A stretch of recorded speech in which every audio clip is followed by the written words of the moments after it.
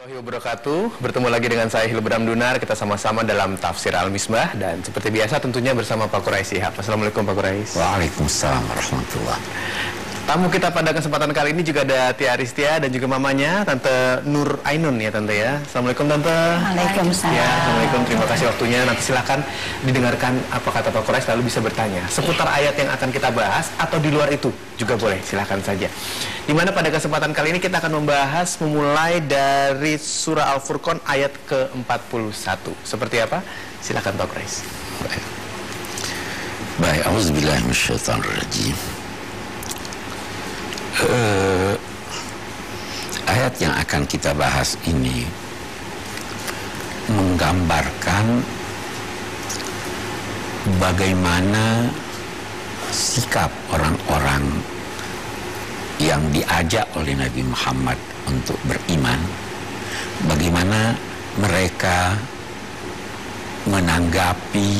menghadapi ajakan itu, sekaligus menggambarkan bagaimana sikap Nabi Muhammad dan ketekunan beliau menghadapi mereka. Mari kita baca ayatnya. A'udzubillahi minasyaitonirrajim. Wa idza ra'auka iyattakhidunaka illa huzwa ahadha alladhi ba'atsallahu rasula. Apabila orang-orang musyrik itu melihatmu, tidak ada yang mereka lakukan terhadapmu kecuali mengejek dan mengolok-olok. Jadi semua sikapnya itu mengejek Nabi, mengolok-olok Nabi, melecehkan Nabi. Sekali dia katakan ini gila, sekali dikatakan ini sihir, sekali dikatakan ini pembohong, di kali lain dilempari oleh anak-anak, di tempat di kali lain diambilkan kotoran binatang, diletakkan di atas punggungnya waktu dia salat.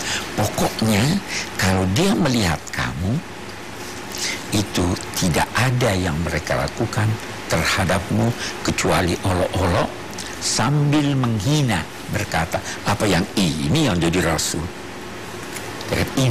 Kata ini tuh pelecehan. Apa yang ini diangkat Nabi dan Rasul, dan tentu jadi Rasul, ini tidak mungkin. Baru mereka muji, in kada la yudilluna an alihatina laula an sabarna alaiha. Sungguh hampir saja orang ini menyesatkan kami dari Tuhan kami. Apa maksudnya? Nabi Muhammad itu terlalu tekun, argumentasinya terlalu kuat. Mereka akui, sehingga hampir saja kami sesat. Hampir saja kami ikuti dia. Kalau kami ikuti dia, kami sesat. Jadi menunjukkan ketekunan Nabi, kan? Iya. Oke.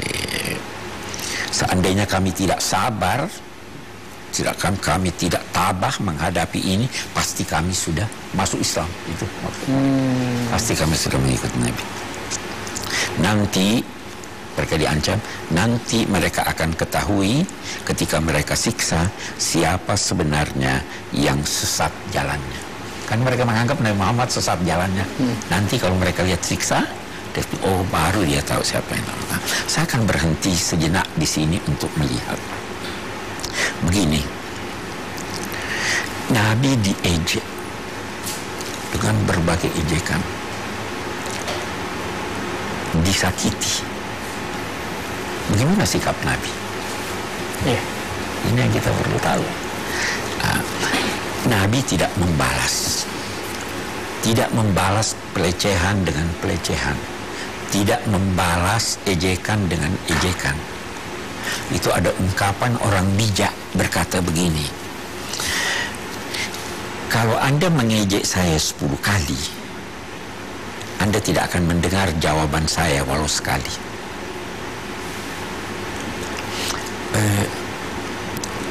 Kalau Anda menuduh saya berkekurangan, maki saya. Kalau makian Anda benar, saya bermohon agar Tuhan mengampuniku. Kalau salah, saya bermohon Tuhan mengampuni Anda. Ketika Nabi Muhammad diejek, disakiti sewaktu berkunjung ke suatu tempat Taif, itu beliau katakan itulah penghinaan, penyiksaan yang paling besar ku alami selama hidup. Waktu itu diriwayatkan malaikat Jibril datang, wahai Muhammad, engkau mau ini kedua gunung saya timpakan pada mereka? Apa kata Nabi? Jangan. Kalau mereka tidak beriman, saya harapkan anak-anaknya bisa beriman.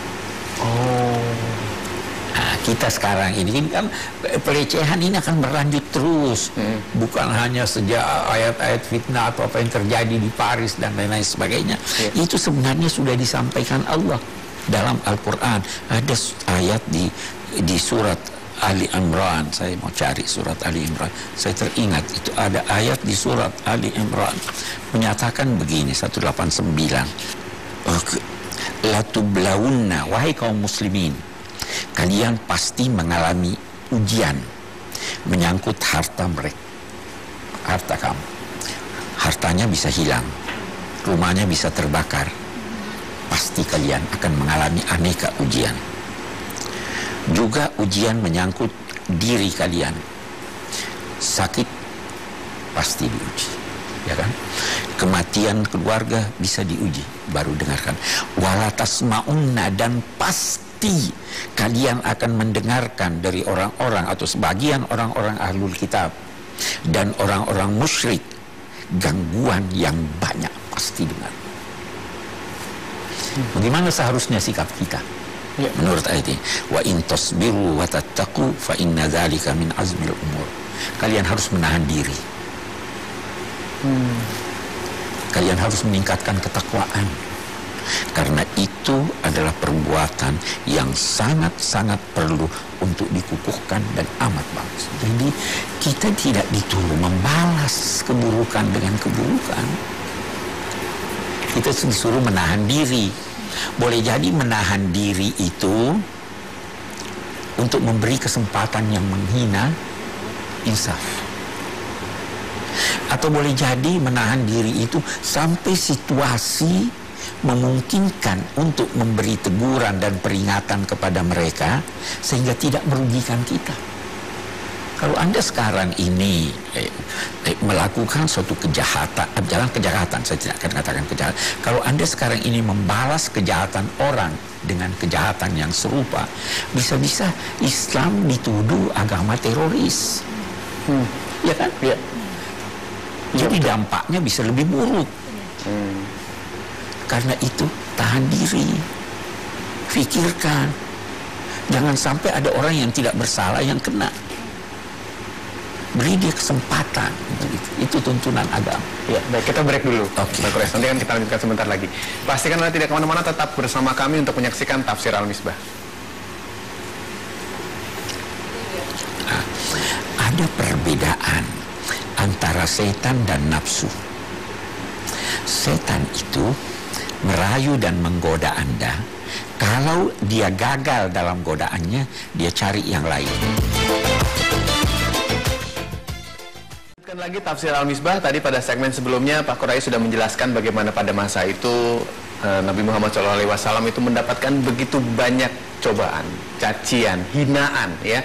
Tapi luar biasa Nabi tetap tenang dan tidak membalas mereka yang menghina dan juga mencacinya.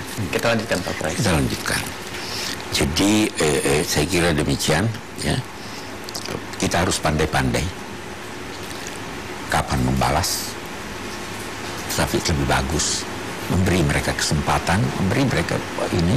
Boleh jadi kesalahan itu karena kita kurang menjelaskan. Boleh jadi kesalahan itu karena kekurangan kita. Ya, itu. Jadi itu. Baik, kita lanjutkan. Ara'aita man ittakhadha ilahahu hawa. Ara'aita, beritahulah aku bagaimana pendapatmu menyangkut orang yang menjadikan hawa nafsunya adalah Tuhannya. Apa maksudnya? Banyak penafsirannya. Yang pertama, dulu ada orang-orang di masa jahiliyah itu menyembah batu. Batu yang disembahnya itu kalau mereka mau pergi perjalanan, mereka pilih 4 batu. Oh, 4 batu. Yang paling bagus dia sisihkan, yang 3 dia jadikan tungku untuk peliuknya. Yang 1 yang paling bagus ini dia sembah. oh, Beritahulah aku bagaimana sikapmu terhadap orang yang menjadikan batu ini mengikuti hawa nafsunya. Ini sebagai Tuhan. Memang dulu kebodohan luar biasa. Ada riwayat, entah benar, entah tidak. Sayyidina Umar pernah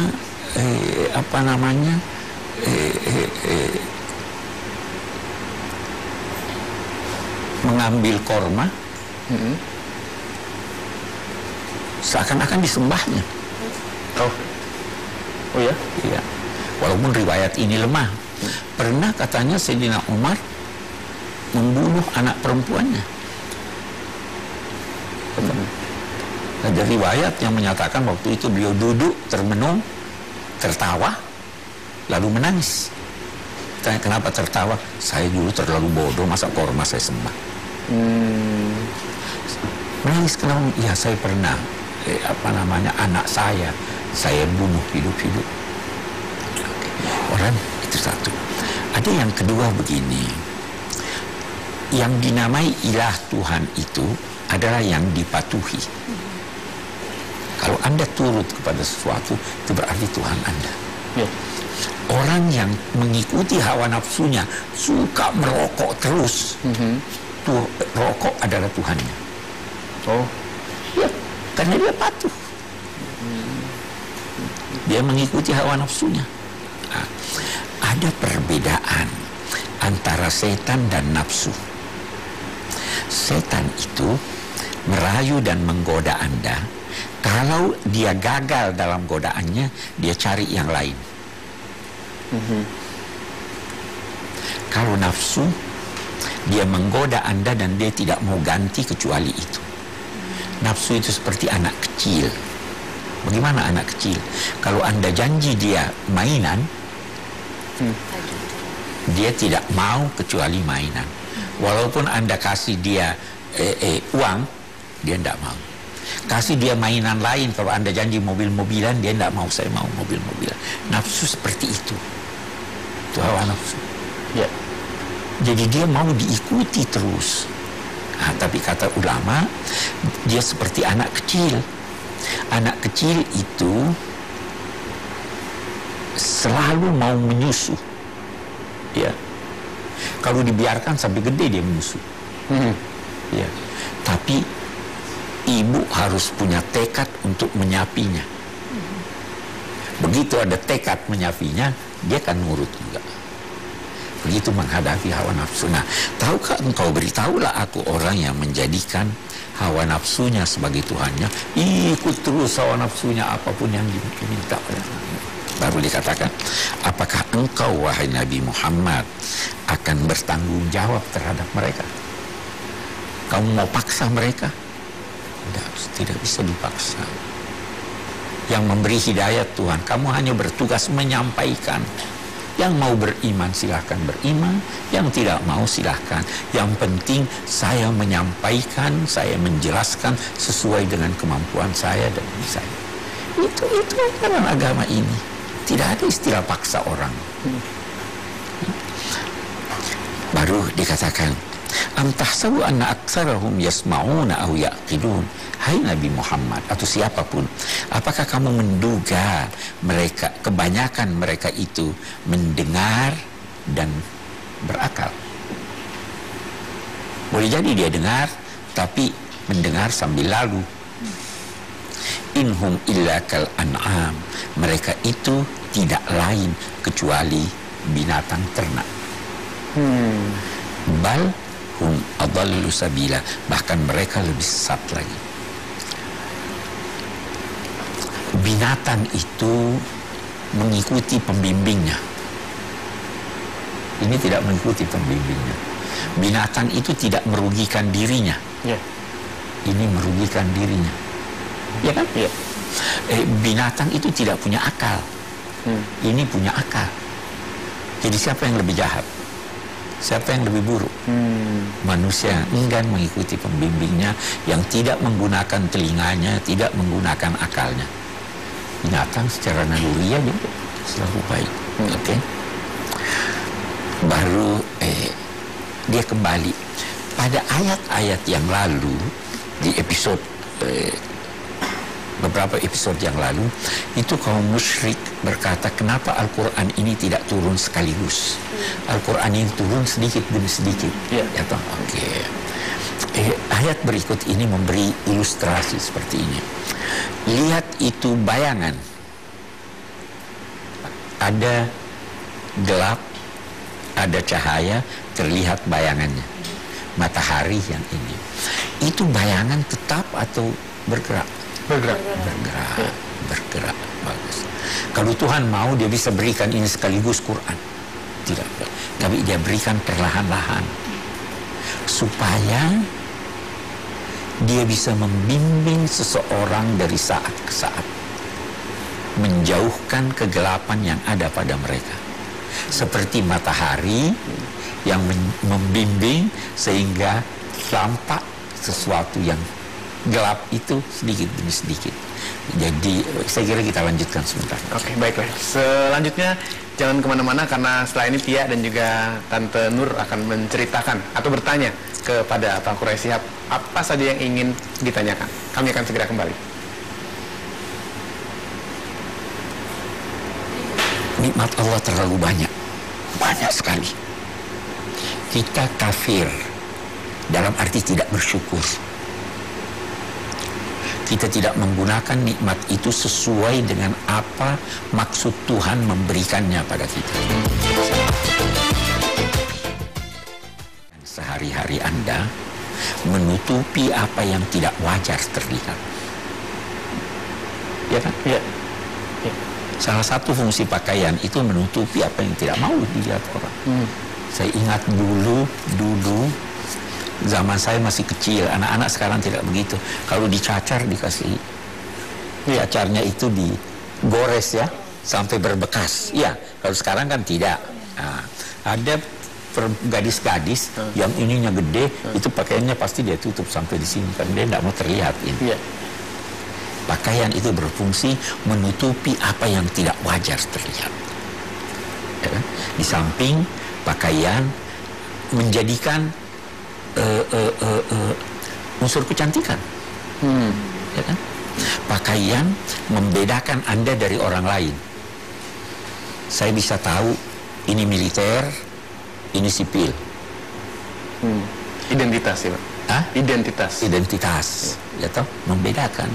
Saya mungkin bisa ketahui juga ini orang baik-baik atau ini orang kurang sopan.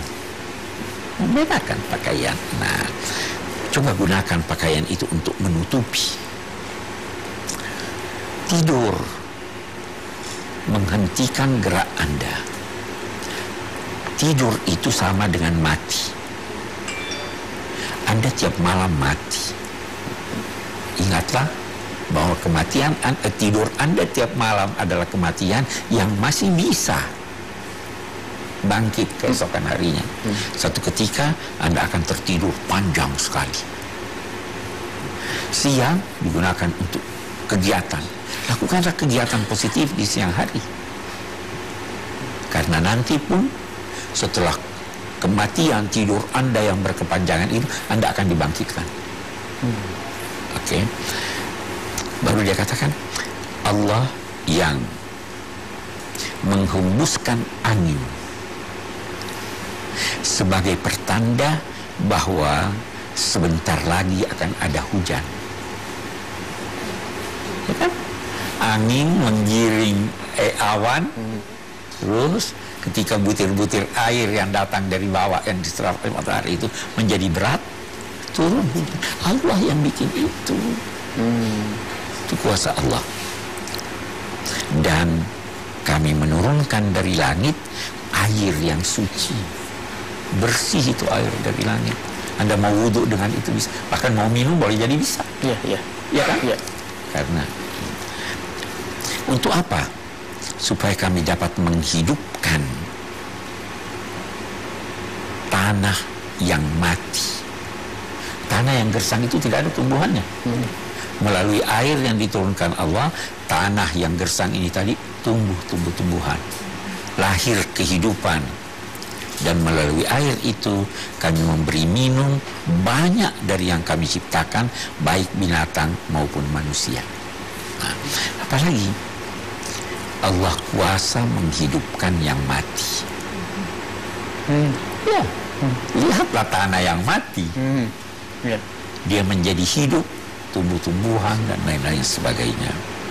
Sungguh kami telah menganeka-ragamkan di antara manusia tanda-tanda kekuasaan dan kebesaran kami. Sayang, banyak orang yang tidak mensyukuri dan tidak bahkan bersifat kafir terhadap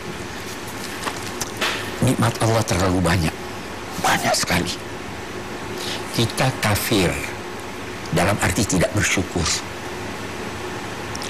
Kita tidak menggunakan nikmat itu sesuai dengan apa maksud Tuhan memberikannya pada kita.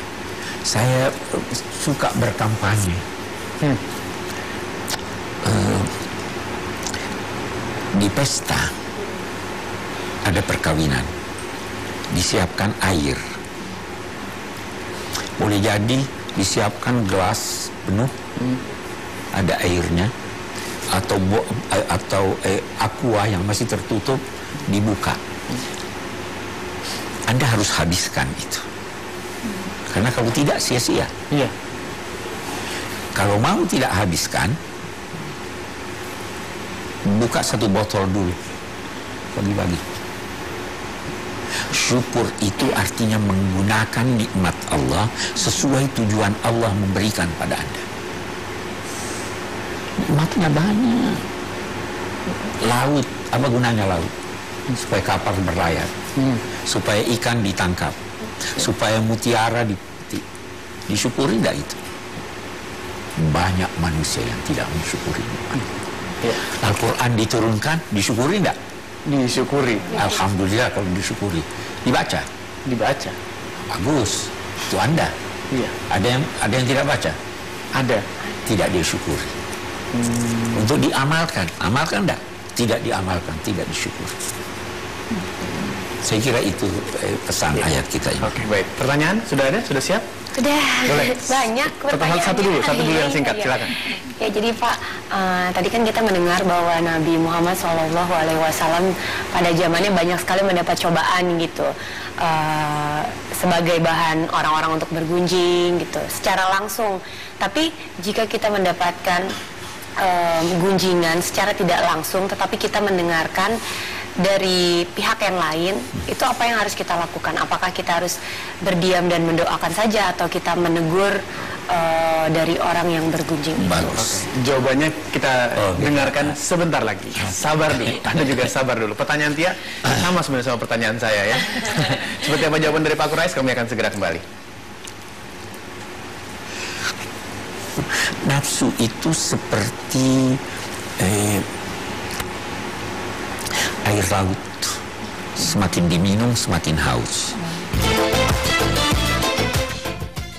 Tadi pada segmen sebelumnya Tia bertanya, pada masa itu Nabi Muhammad mendapatkan banyak sekali hinaan, cacian ya dari orang-orang yang tidak setuju dengan pendapatnya, dan ini bisa terjadi juga sampai sekarang. Bahkan kita pun juga kadang-kadang merasakan hal yang sama. Apa yang harus dilakukan Pak Quraisy? Yang pertama, tuntunan umum, Anda harus menahan diri. Nah, sabar itu tadi ayat sabar. Menahan diri. Menahan diri untuk apa? Untuk berpikir bagaimana saya harus bersikap terhadap hal ini. Nah, jangan sampai sikap yang Anda ambil lebih berdampak buruk. Ya kan? Ya. Jangan sampai sikap yang Anda ambil justru menzalimi orang yang tidak bersalah. Jangan sampai sikap yang Anda ambil tidak memberi kesempatan kepada orang yang bersalah untuk memperbaiki diri. Jangan sampai sikap yang Anda ambil menjadikan agama ini dituduh dengan tuduhan yang bermacam-macam. Ya kan? Iya. Harus berpikir. Itu gunanya katakan tahan diri. Jadi kalau Anda tanya saya, jangan sampai sikap orang itu lahir dari sikap Anda. Misalnya? Iya. Jadi karena kita dia begitu. begitu. Karena kita ini kita dituduh. Iya, iya. Nah, jadi pelajari sikap itu. Nah, apalagi untuk masa sekarang hemat saya memelihara dan menampakkan sikap Islam yang rahmat itu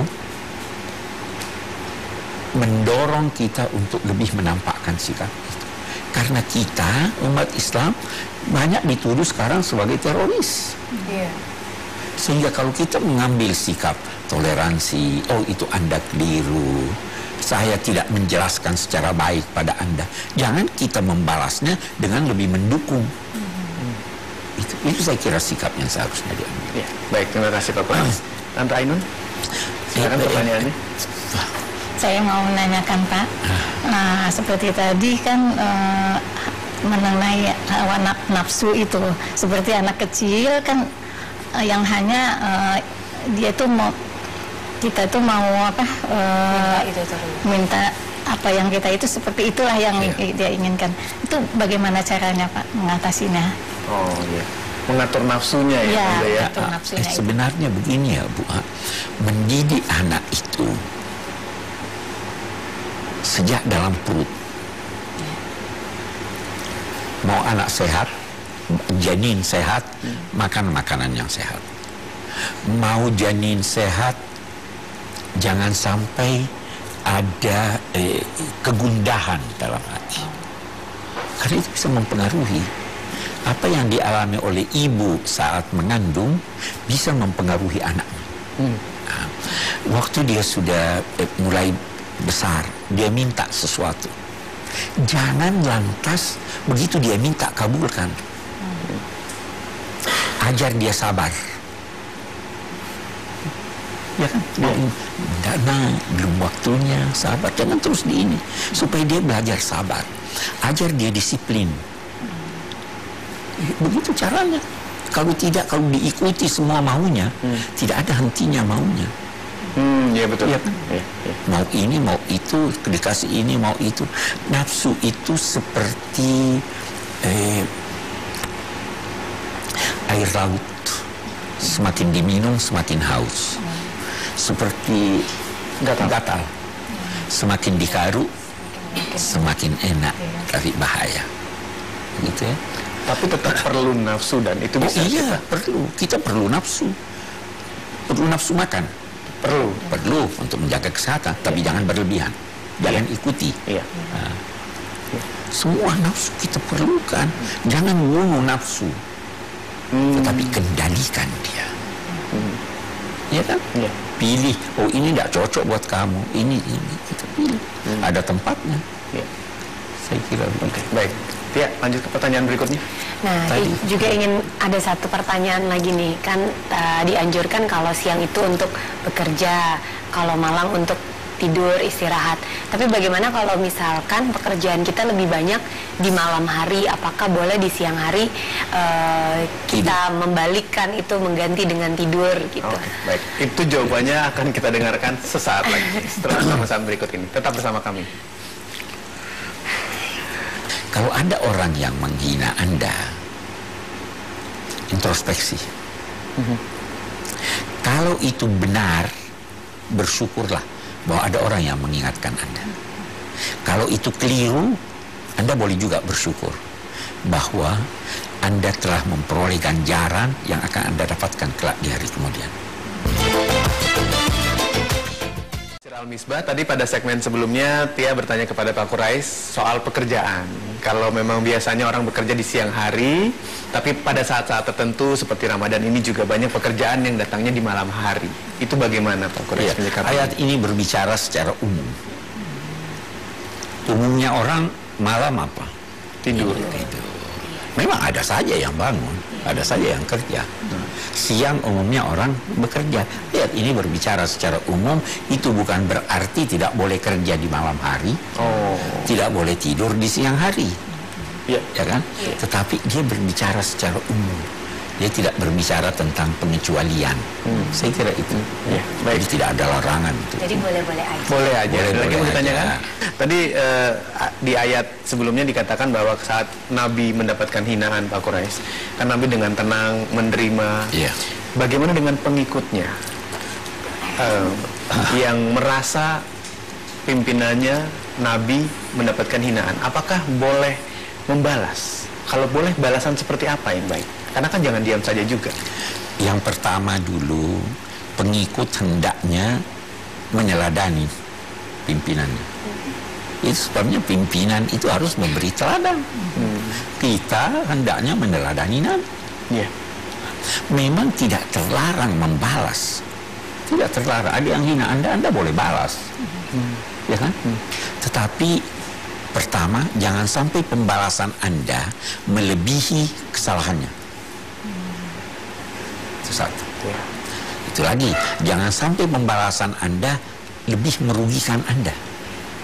Karena kita yakin bahwa hidup bukan di sini dan sekarang saja. Hidup masih ada hari esok kan. Serahkan pada Tuhan. Ya kan?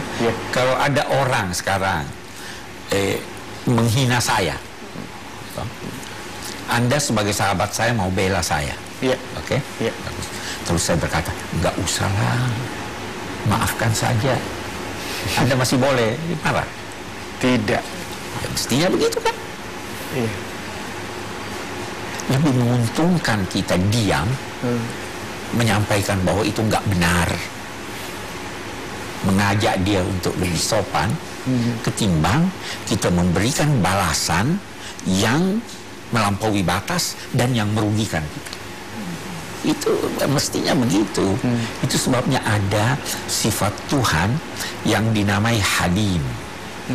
Ada manusia yang halim, yang bisa menahan amarahnya sehingga tidak menjatuhkan sanksi,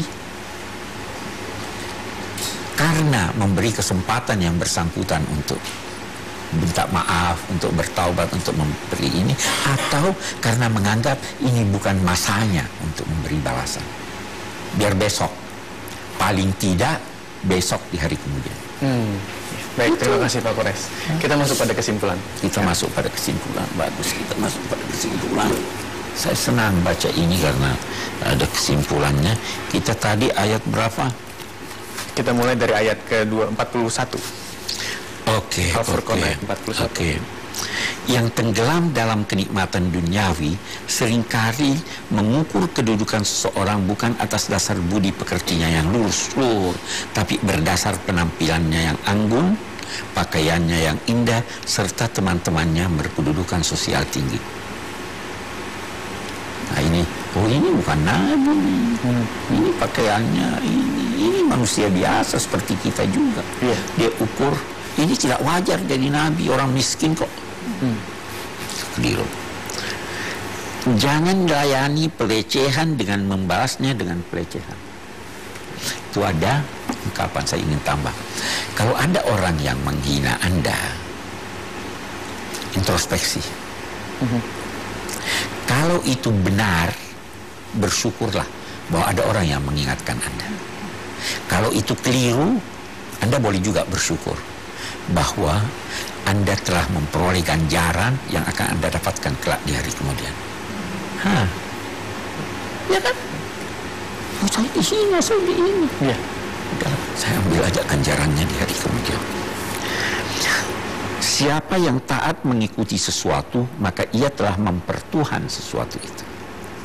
Atau siapa yang memilih yang disembahnya sesuai dengan keinginan nafsunya, sekali yang ini, sekali yang itu, maka ia telah mempertuhan nafsunya. Yang kafir lebih sesat dari binatang, karena binatang mengikuti nalurinya walau tidak memiliki fitrah kesucian. Nalurinya walau sedang mereka yang mengabaikan nalurinya serta mengotori fitrahnya, itu menjadi lebih buruk dari binatang. Binatang tidak menjerumuskan diri dalam kebinasaan, sedang mereka yang sesat itu menjerumuskan dirinya pada kebinasaan. Jadi lebih buruk itu. Baik, yang terakhir yang saya ingin kemukakan dalam konteks ini,